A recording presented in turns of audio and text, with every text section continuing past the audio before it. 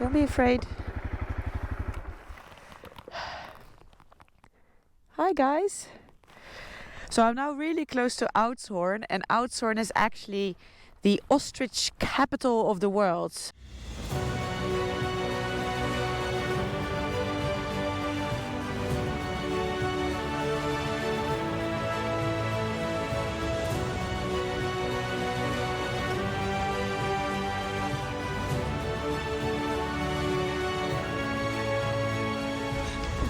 I'm gonna miss you, dude. I miss you too. Oh, it was so nice to see you. Yeah. Bye, dude. Thank you. See you soon. Bye. Good morning, internet. It is 8 o'clock in the morning and welcome back to the channel. Welcome back after this break. I am now in Plettenberg Bay. The locals call this Plet. And I've just spent a really nice time with my friend Mandy. And well, I have so much to tell you.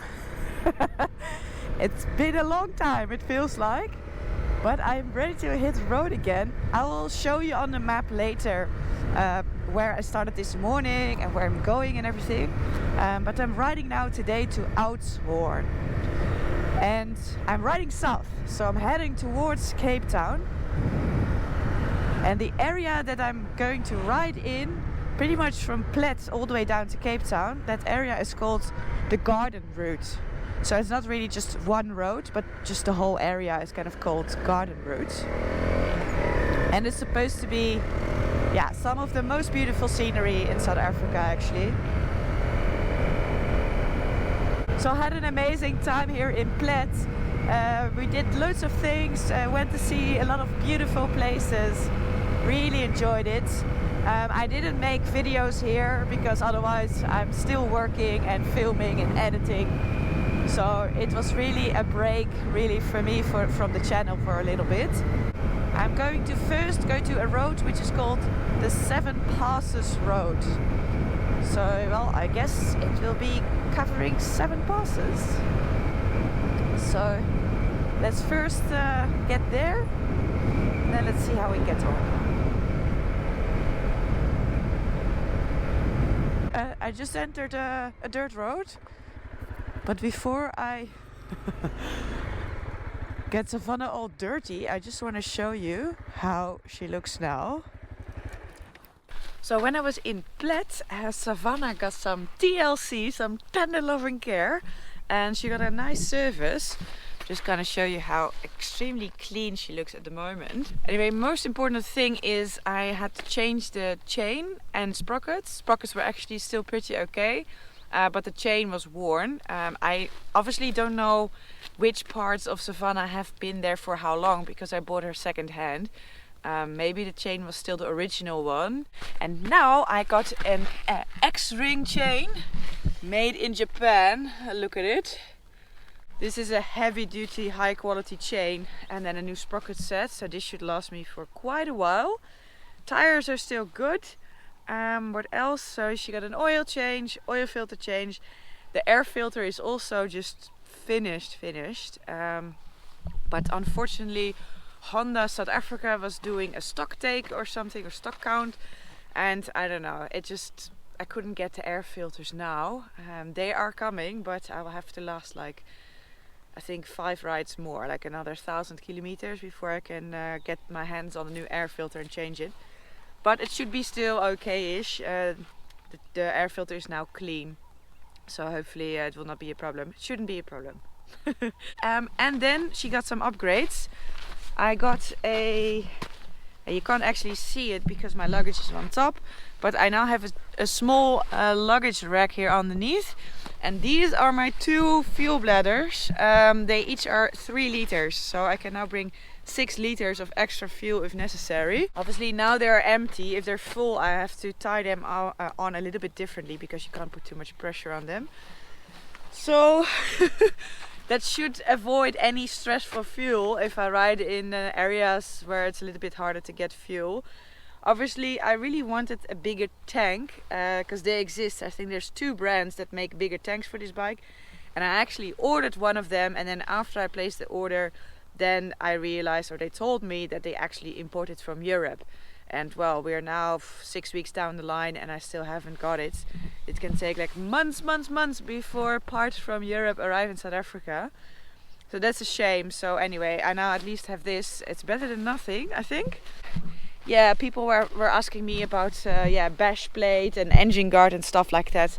And yeah, it's the same. Like in South Africa, you just cannot find any parts, like aftermarket parts for this bike. They're just not here. So everything has to be imported from Europe, and besides the high cost, it just takes forever. So yeah, that's a shame. Obviously I would love to have a bash plate and some proper protection, because it is a bit risky to ride around like this the way I do. But yeah, that's it. Living on the edge, I guess. I also don't feel like trying to go to a workshop and make something custom.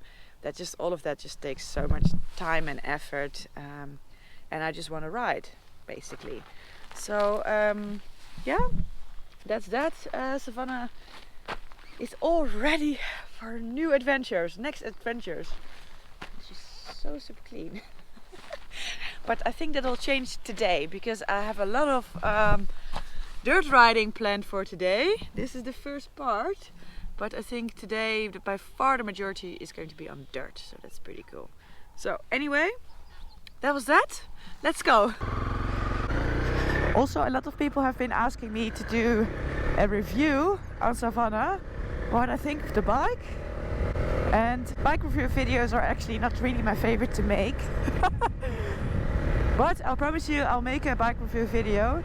But I thought, let's do it after I've clocked 10,000 kilometers, because then I feel like I'm allowed to an opinion on the bike. And that will be a little while more, because now I've only done like 5,000 kilometers, so I'm about halfway. Pretty cool road.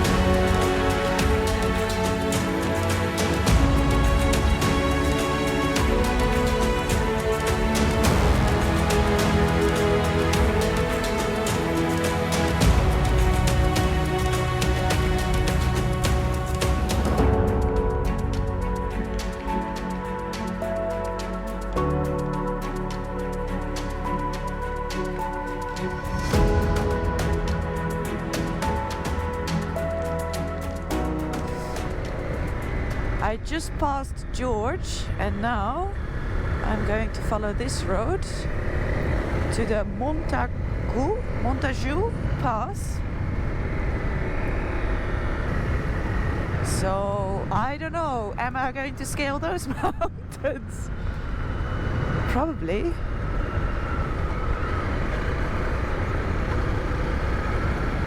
Just had that backdrop of those mountains for quite some time now. It would actually be really cool to cross them. But I think this pass might actually do that. Yep, I'm crossing these mountains. This is magnificent, yet again.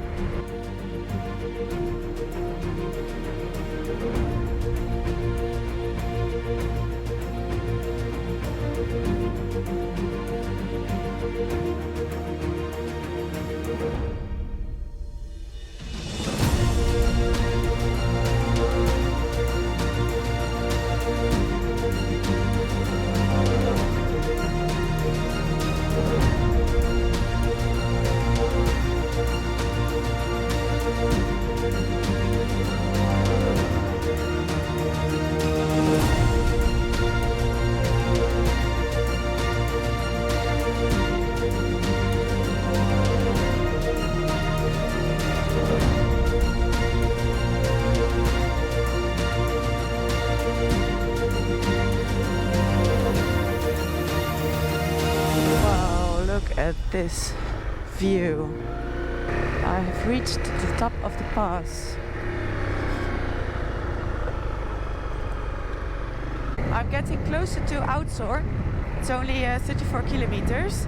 And as you can see, I'm entering the Karoo. It is a very arid, dry area with just like small shrubs.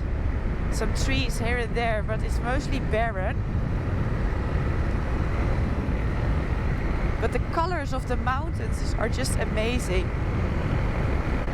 Oh, somebody lost a tire there.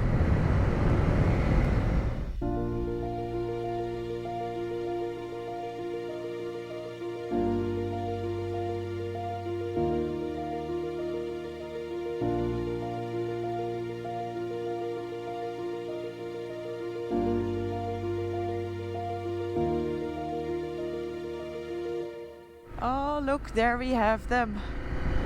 The ostriches of Oudshoorn.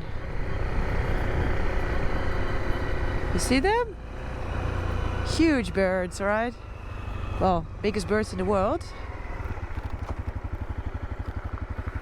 Don't be afraid.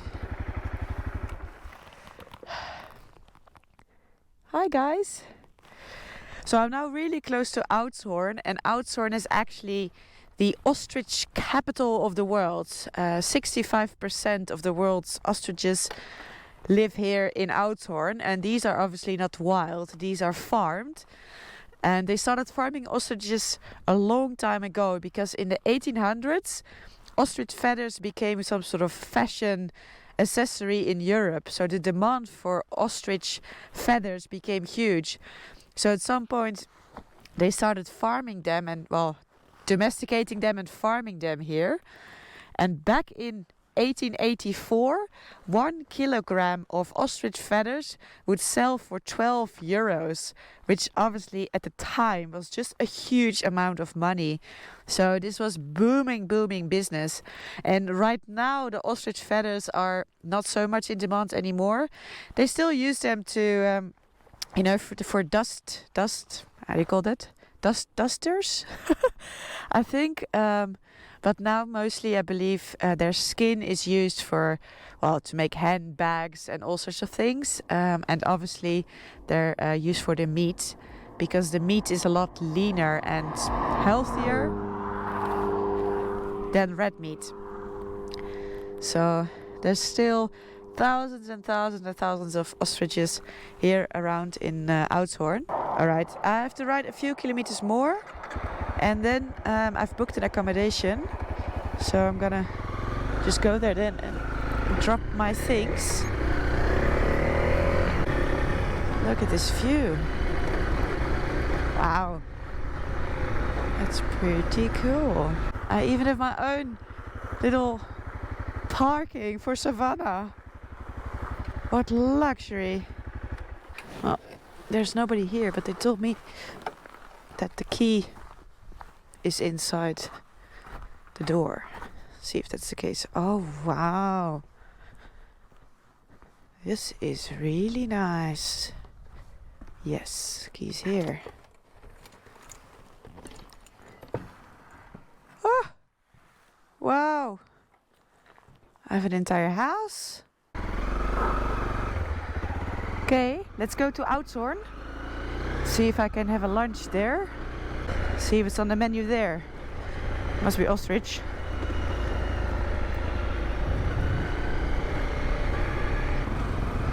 See, these were the things I was talking about before. The dusty thingies. So these are all made of ostrich feathers. Got some funky colors as well.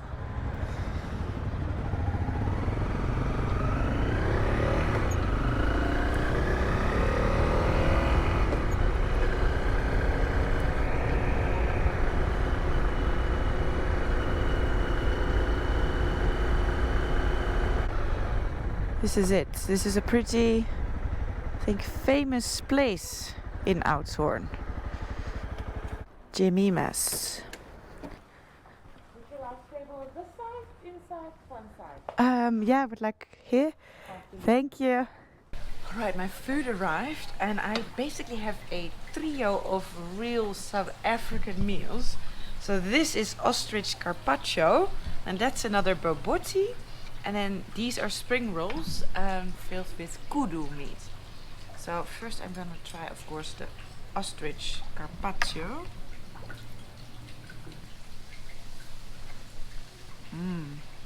That is yummy. Wow, I can see why they say that ostrich meat is leaner and healthier than normal red meat. That's delicious. Okay, now I'm going to go see something else.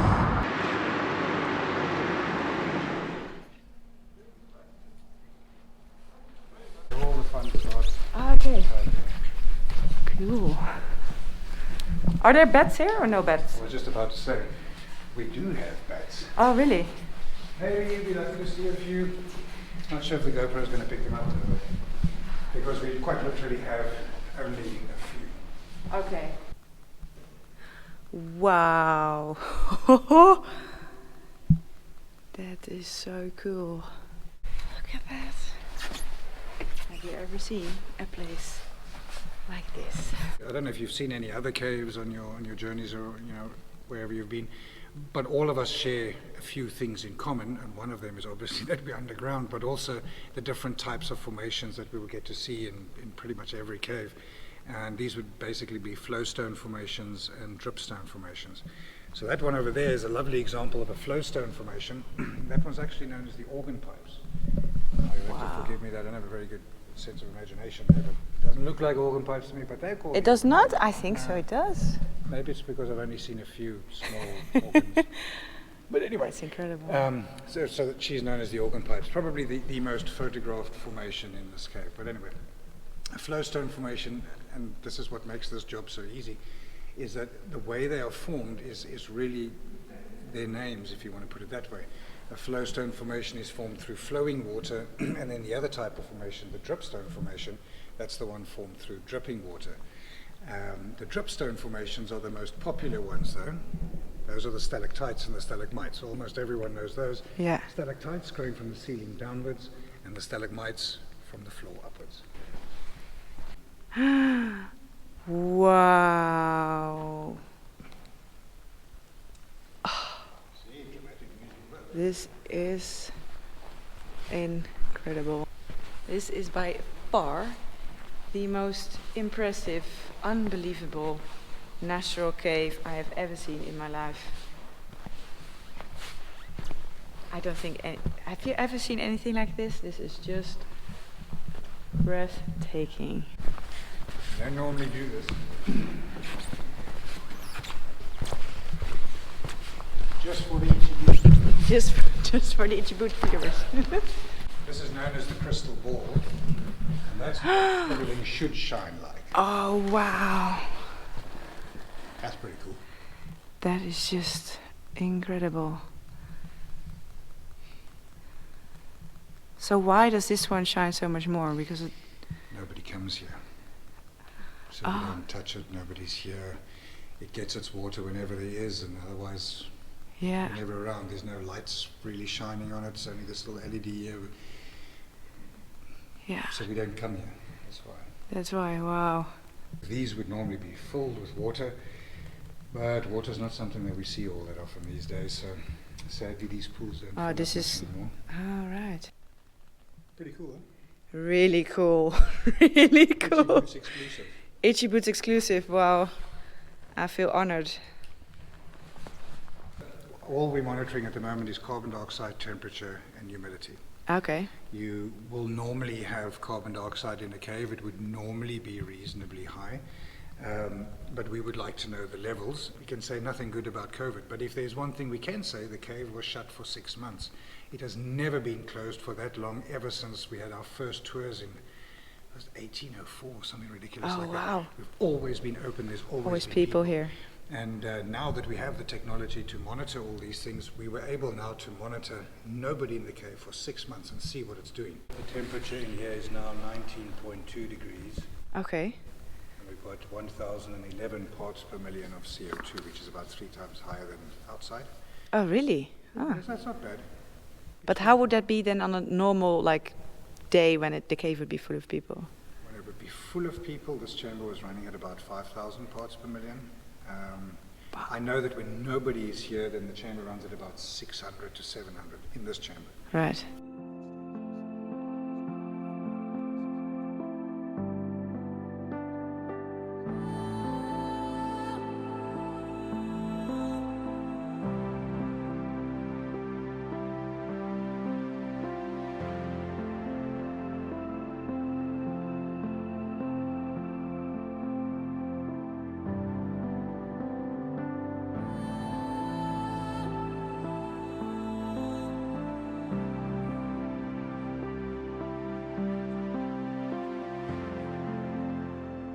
Oh, we're gonna go up there.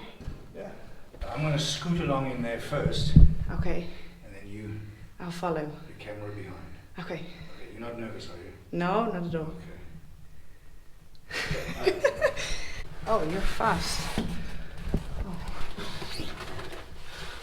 It's still a big part of the tunnel. It's smaller. Oh, wow. This is really low. This was just the beginning. Because we are down here. Okay. Alright, so these stairs, we have to go up over there. Up the iron ladder, it's a very easy name to remember. And then inside there are the last 3 tunnels.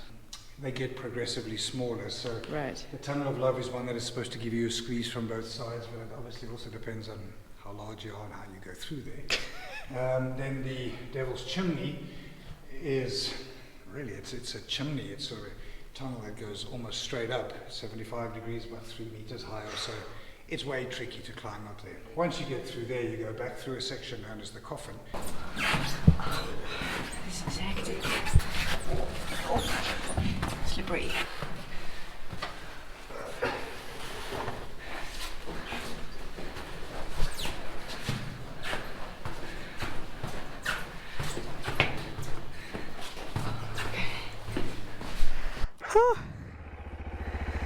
What a day!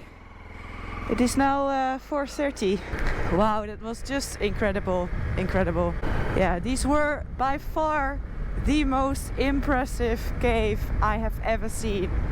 It was just, the formations were mind-blowing, honestly. Just the scale of things, really amazing. I hope it came out okay on video because it was really dark and it was hard to kind of see the scale of them. But I'm so happy I came here, it was unbelievable. And to just have the entire cave just alone, just be there alone, because yeah, normally there's just so many people coming there and now it's just nobody. It was incredible. Anyway, I'm now riding back to Oudtshoorn, so that was it for today. I really hope you liked this video. Back on the channel, and if you did, please give it a big thumbs up and subscribe down below, and then I'll see you in the next video.